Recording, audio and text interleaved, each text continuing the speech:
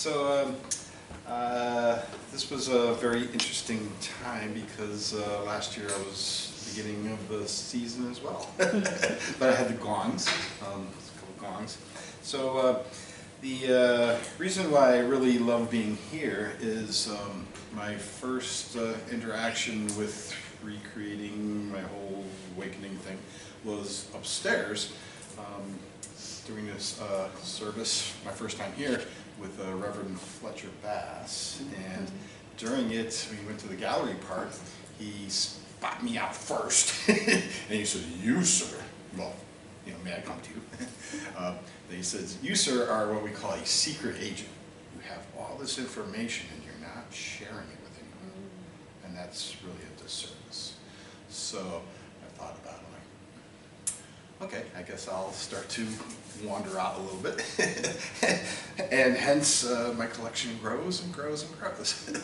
And then through the time, not quite sure exactly where I met Risa, but I used to somehow got together and I went to her, Risa, for some help one time, and we did a little exchange. And during the exchange, she was on the treatment table, and I got around to her feet area, and I felt this bowing down, and got to the feet, and it was like,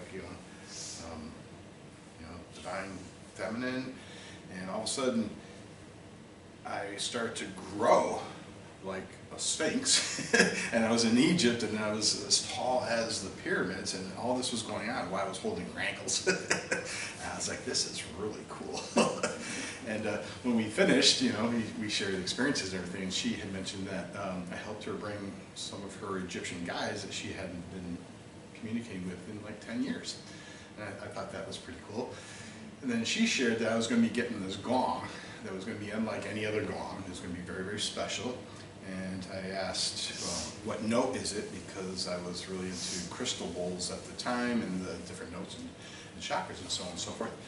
And she said, no, this is all sounds. And it's going to be specially made for you. And it's all the sounds of the universe.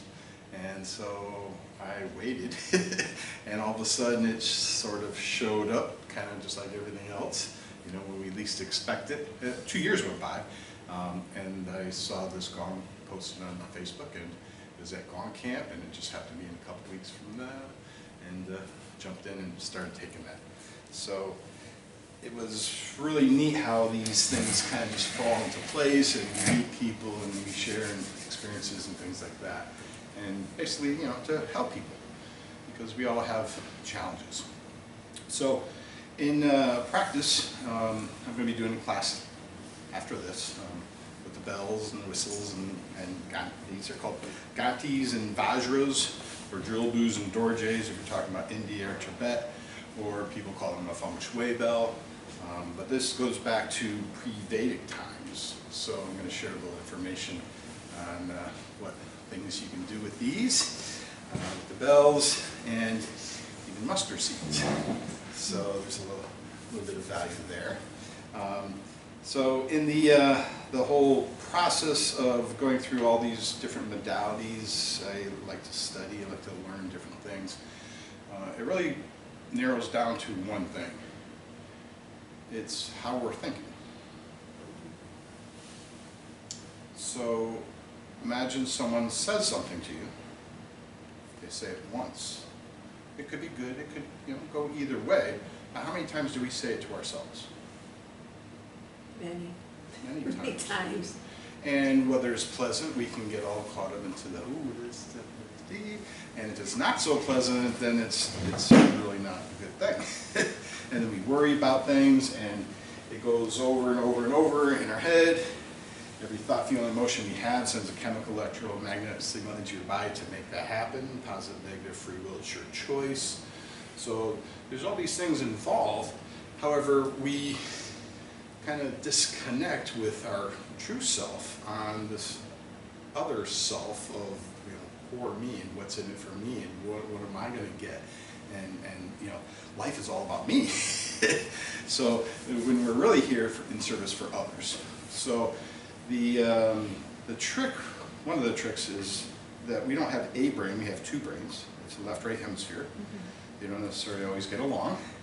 One's a little intellectual and one's a little feelings and emotions, and you know, they go back and forth, back and forth.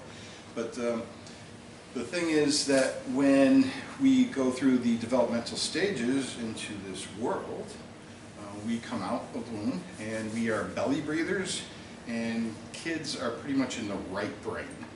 They want to have fun, want to have fun, we're going to have fun. It's all about having fun. Then we start going to school, something shifts around that age, that the belly breathing turns into chest breathing. You know, gotta look good. And then we start to, well, who is that person? Who is this person? How do I get through my day without getting picked on? All these things. So we switch from that right brain of having fun into the left brain. How do I process, get through my day, not get beat up, not get picked on, you know, I can do the best I can, and so on and so forth. So it's those thoughts, again, through the left-right hemisphere of the brain.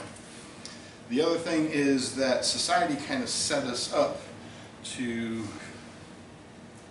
I don't want to call it failure, but you know, that is right, that is wrong, that is good, that is bad, that I like, that I don't like, to judge all these different things. And what we do is we end up turning over our power to outside influences or objects to decide whether it's going to make us happy or sad. And that's not truly who we are.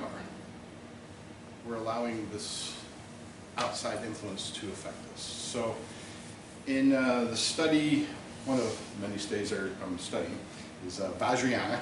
Again, it goes back pre-Vedic times.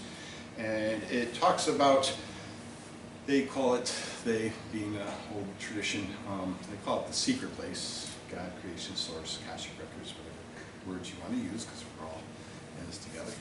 So it's this infinite, beautiful wisdom, the highest of highs and glory of glories. And it comes into us, into our internal being, and then we have our external. So if we think from this direction, we can solve a lot of our own problems by quieting the mind and listen for the true information and watch our own brain to decide, is my brain getting an intuitive hit, and now is my brain telling a story into that, because the brain loves to tell stories. It goes on and on and on. But was that true? You know, was that the pureness of this information? So in coming through, and it's just like doing energy work, you know, the energy comes through us because we're not giving our energy away in energy work, because we're not batteries. Our life force is for us, and for us only. But we can allow the transfer to come through from source. So this would be like you're breathing this mystical substance called air. It enters your body, goes into your lungs. Your lungs get mix the oxygen with the blood to nourish the heart, the brain, thinking, so on and so forth, and you exhale toxins. When we go to eat a meal and bless our food, we're getting this food to get the nutrition, the vitamins, the minerals, so on and so forth, into our bodies, so we can do what we need to do. And then obviously our body has an elimination process, which again gets rid of the waste. So those are three different directions on why this direction is really, really powerful in the way it should be, versus allowing this outside influence to affect us. So that, again, that is like backflushing of a restroom. It makes a mess in your house because you gave all this power to something else to dictate whether you're going to be happy or sad. So when we observe the overthinking mind, because the brain never stops, we have to give the brain something to do. And we go through our life in prayer and meditation, our eyes are closed, so we're going through the thoughts. But most of our life, we go around with our eyes open. We're the only species that really utilize our eyes as one of the primary sources of receiving information, versus other animals who use their ears. They hear something when they look. So what are we looking at? Are we really looking at what is true? Everyone in this room is looking from a different point of view. You're hearing how you hear. So who is right?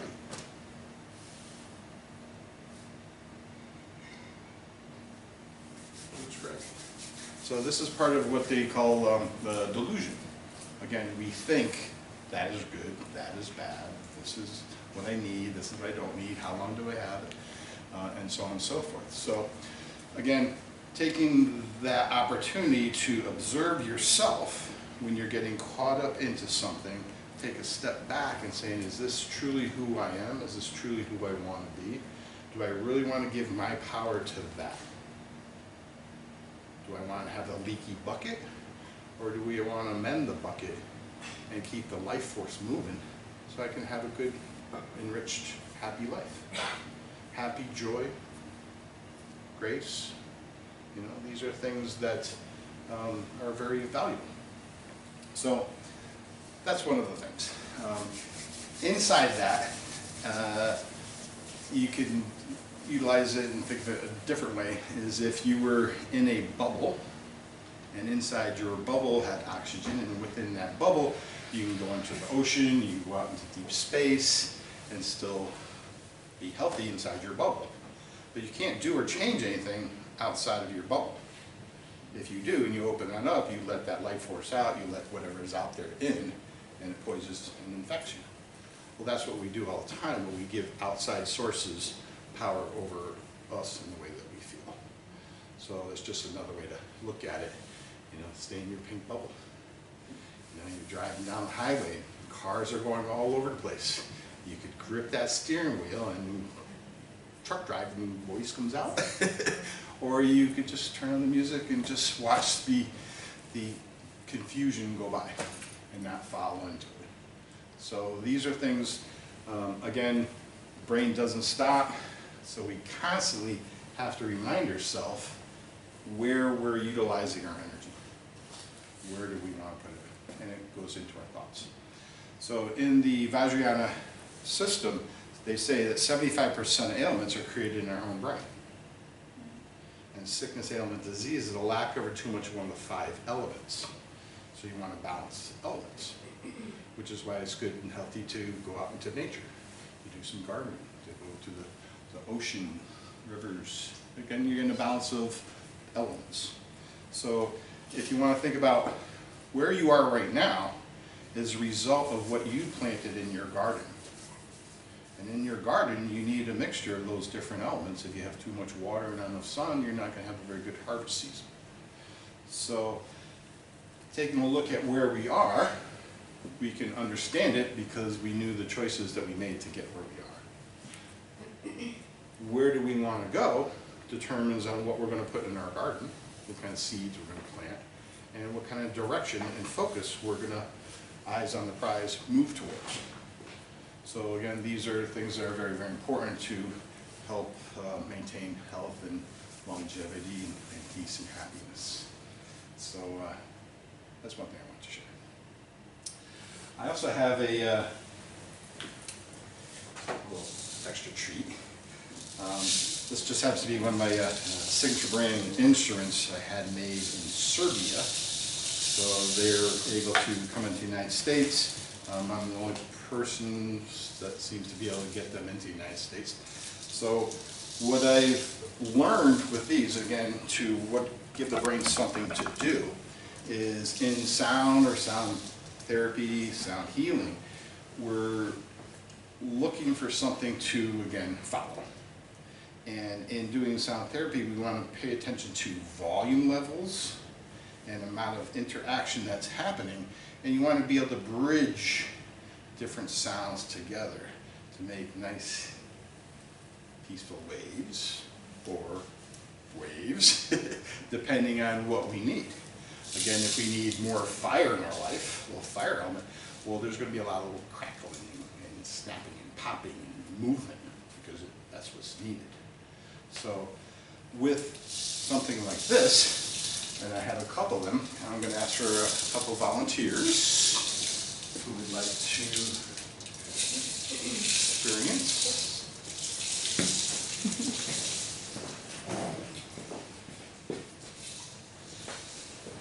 2 more.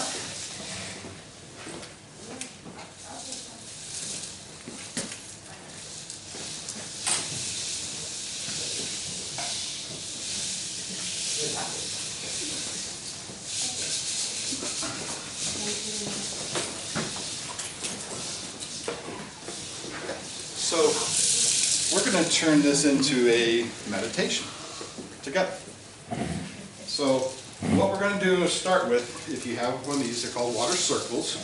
Basically, you want your thumbs up, 2 thumbs up, no hula hoop. Have it hold in the center. What you do is you're going to rotate it. So you can take something like this and rotate it towards you if you're looking to bring things into your life, or you can move it away from you if you're looking to empty some of your cup.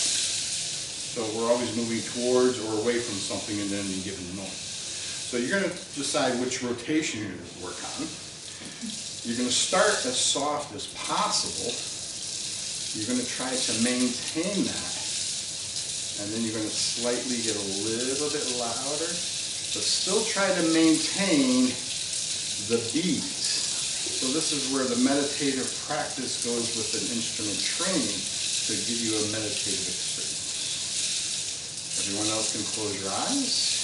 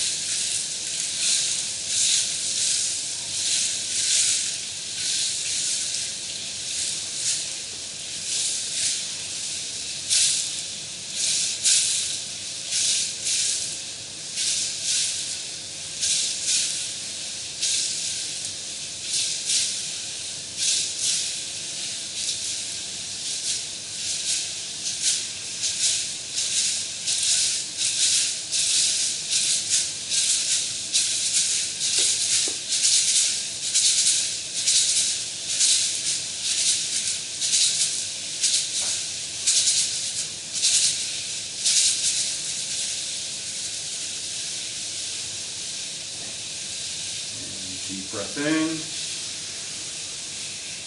and exhale.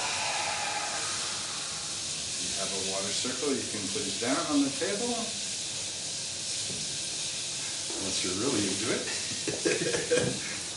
So what we're doing is you're entraining the brain into listening to something. So you're giving your brain something, do I hear this? By having these around the room, it kind of brought you into the mix of this sound because it came from different places. So your brain starts, you hears it here, you hear it there, and you're kind of just in the mix of the sound, or within the container of the room, or the container of the sound. So in following the entrainment of simple beats and rhythms, because the body and the brain loves simple beats and rhythms, that helps you to relax, which opens up your relaxation response system, the parasympathetic nervous system, and the vagus nerve. So all these things are extremely healthy for us. So something simple as this can help you relax. It can help take thoughts and worries away, and just be. Just be present and breathe. What'd you think? Love those. Well, we can't get them. Yeah, I have them. I actually, so spending a lot of time with them, again, and practicing, I created a way to actually do Reiki with me. So So you can have a person on a treatment table and you can be going into their energy field. You can sweep their energy, you do battling, you do the shamanic work, you go to jazz fest. And just have a lot of fun. So that's one of the unique things about sound as a therapy or a healing modality, is it's taking something simple and repetition. Would a rain stick work in a similar way? I have a rain stick. Yes. So the ring stick, what you have to do is you have to keep flipping it over. Some have different lengths, and different weights to them, different materials inside.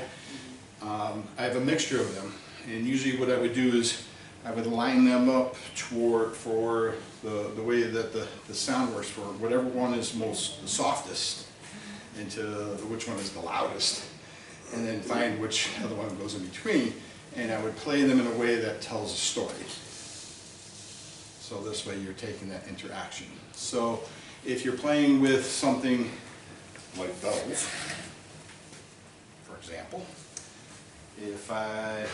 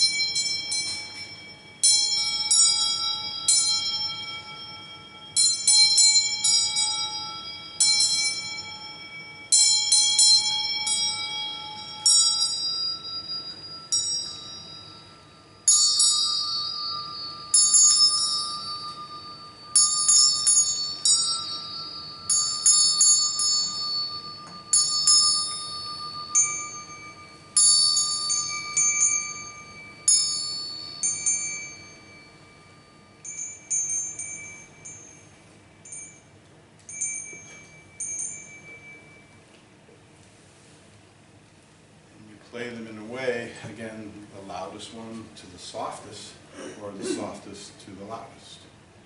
So depending on the mix, in a therapeutic practice, what we have to do is remember that we have to get ourselves, facilitator has to get themselves in Zen mode. You know, what am I going to do? Get ready, showtime, ready to go. Then the object is meeting the people where they're at. So how is everyone's thinking? What time of day is this? If it's in the morning time, you kind of just got up, you kind of just, you know, things are a little bit slower. So you might want to start with the softer sounds and slowly go into louder sounds to help move the prana, the air, one of the 5 elements of the prana. So in the evening time, when you have a very, very busy brain, because you've been scurrying around, hitting traffic, you got here, you were late, you just came in, your brain is all over here, that's when you would want to start with the louder sounds to grab them, to meet the brain where it's at. And then by following the different sounds and the texture of the way you're playing, you're automatically helping to tell their brain a story to help relax them. Or again, 6 a.m. morning yoga class, you would want to go very soft and very slow. Put a lot of space in, slowly build up. It's like the coffee is kicking in. So these are a couple of things that happen in working with people and with sound and moving energy, prana. In Tibet they call the wind horse. The wind horse you would see on like a yellow Tibetan prayer flag. The wind horse is taking something that's wild, like prana, and putting a rider on it. So because of the rider, you're putting your attention where the prana is moving to. So if you wanted to work on say, helping to heal your own body, you could take your thoughts, you could utilize your own prayers, your own different healing modalities, herbals, whatever, and think about the area and somehow move the energy through, either with your body or even with your thoughts or in the motion, to help guide that in that direction. That would be what they call putting the rider on the horse. So with one of those exercises working with the wind horse, it's called the 9 purification breaths. It is actually medical breathing. It's in the old medicine textbooks, 9 purification breaths. And what it's doing is working with 3 channels in your body. We have a central channel, like kinesiology, sports medicine, you go to good posture, or energy work, that's where the energy comes in through the crown, down, they call it the blue channel, below the navel, then it splits off and comes up the 2 sides and it comes out the hands. So that's what you do with Tai Chi, Qigong, Reiki, energy's coming out of the hands. So that energy is already coming out, whether you have done Reiki or not. It's a part of your life force. It's already coming out. You banged your knee, you put your hand where it hurts. You have a toothache, you have a headache, stomach ache, because you're getting that warm feeling. So in the breathing exercise, those channels that life force comes through can become knotted up, clogged, because of inactivity, of moving that prana. So it's really, really important. It's like a faucet at the beach. You've got a cottage, you only use it a couple months out of the year. It can fill up with sludge and you go turn the water on and only a little bit of water comes out, very soft because the pipes are clogged. So the 9 purification breaths helps to unclog these natural channels. The channels aren't medically proven that they're there, but we also can't medically prove that love that exists, but we know it does. So in this purification, basically you're taking your nostrils, because the energy coming on your hands, but we always have to breathe. We forget that we're breathing because we just breathe. So in putting attention onto your breath, again, is putting the rider on the horse. So in that medical breathing, you would hold off one nostril and you would inhale the other nostril, but you would want to visualize that channel comes behind the eye and then comes down the side.